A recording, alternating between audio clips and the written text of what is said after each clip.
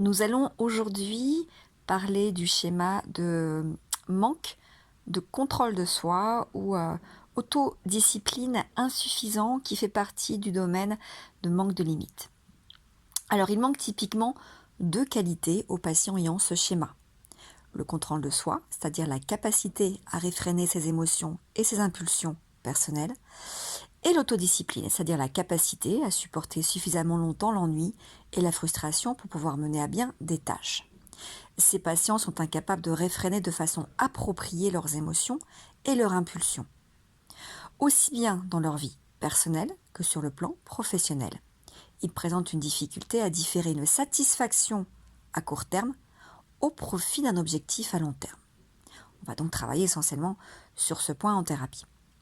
Ils donnent l'impression de ne pas tirer profit des conséquences de leur expérience, des conséquences négatives de leur comportement. Ils ne peuvent pas ou bien ne veulent pas suffisamment se contrôler ou s'autodiscipliner. Dans la forme extrême, on a affaire à des patients qui ont l'air de jeunes enfants mal élevés. Dans les formes plus modérées, ils cherchent de façon excessive à éviter l'inconfort. Ils préfèrent la plupart du temps éviter la souffrance, le conflit, la confrontation, la responsabilité et le surmenage, même au prix de leur accomplissement ou de leur intégrité personnelle. On rencontre les comportements typiques suivants: impulsivité, inattention, inorganisation, absence de volonté à persister dans les tâches ennuyeuses ou routinières, l'expression intense des émotions, avec des caprices, des crises hystériques, la tendance à arriver en retard et l'instabilité. Tous ces comportements ont en commun la recherche de satisfaction à court terme, satisfaction immédiate, au détriment des objectifs à long terme.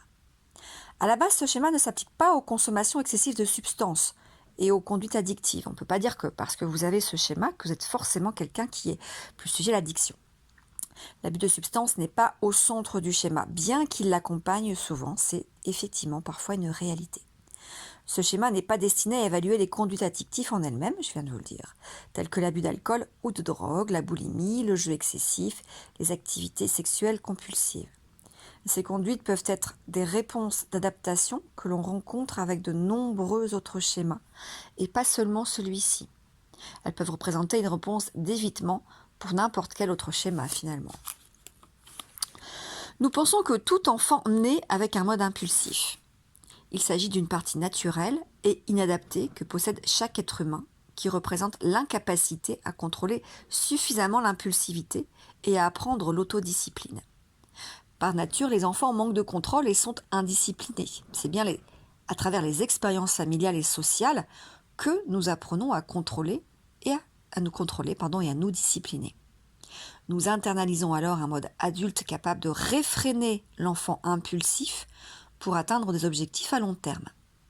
Parfois, un problème supplémentaire, tel qu'un trouble de déficit de l'attention ou d'hyperactivité, rend les choses effectivement plus difficiles et ça va nécessiter parfois un traitement médicamenteux.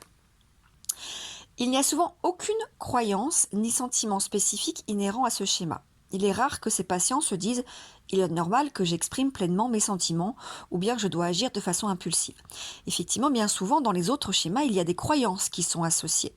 Le schéma abandonnique va dire « je ne suis pas aimable, les choses ne vont pas durer, on va m'abandonner ». Le schéma imperfection va dire « je ne vaux rien, je ne suis pas parfait ». Dans ce schéma, il n'y a pas de croyance spécifique. On va donc travailler essentiellement sur le comportemental. Ces patients ressentent donc plutôt ce schéma comme échappant à leur contrôle. Ce schéma n'est pas ressenti d'une façon égosyntonique que les autres schémas. La plupart de nos patients cherchent à améliorer leur contrôle de soi et leur autodiscipline. Ils essaient répétitivement de le faire, mais ne parviennent pas à soutenir leur effort assez longtemps. Le mode impulsif est aussi le mode de la spontanéité et de la désinhibition. Une personne dans ce mode peut jouer, être gaie et s'amuser. Ce mode présente un côté positif donc, mais il peut être excessif. C'est-à-dire que s'il n'est pas équilibré par d'autres aspects de la personnalité, les inconvénients l'emportent sur les avantages et il devient nuisible pour la personne qui donc ne sait pas contrôler ses impulsions. Alors le but du traitement, je vous en ai un peu parlé tout à l'heure, c'est d'aider les patients à reconnaître l'importance qu'il y a à négliger une satisfaction à court terme au profit d'un objectif à long terme. Les bénéfices liés à l'épanchement des émotions ou à l'assouvissement d'un plaisir immédiat ne valent pas ceux liés à un avancement de carrière, une réussite aux relations interpersonnelles. Et cela diminue donc l'estime de soi. Alors on va travailler surtout sur des aspects comportementaux. On va tenter d'assigner des tâches. Donc les patients apprennent progressivement à être organisés, à accomplir des tâches ennuyeuses et routinières, à être à l'heure, à être structurés, à réfréner leurs émotions ou leurs impulsions excessives. On va débuter par des tâches qui sont peu difficiles, parce que forcément sinon il y a des motivations, mais ils se contraignent à accomplir de telles tâches durant une période limitée qui progressivement augmentera. Ils apprennent par exemple des techniques de contrôle des émotions, relaxation, techniques de pleine conscience. Ils vont rédiger des fiches de schéma. En séance, on peut aussi utiliser l'imagerie avec ces patients. Donc on va quand même travailler beaucoup au niveau comportemental et un peu au niveau émotionnel pour calmer l'émotion qui va souvent s'accompagner d'impulsions.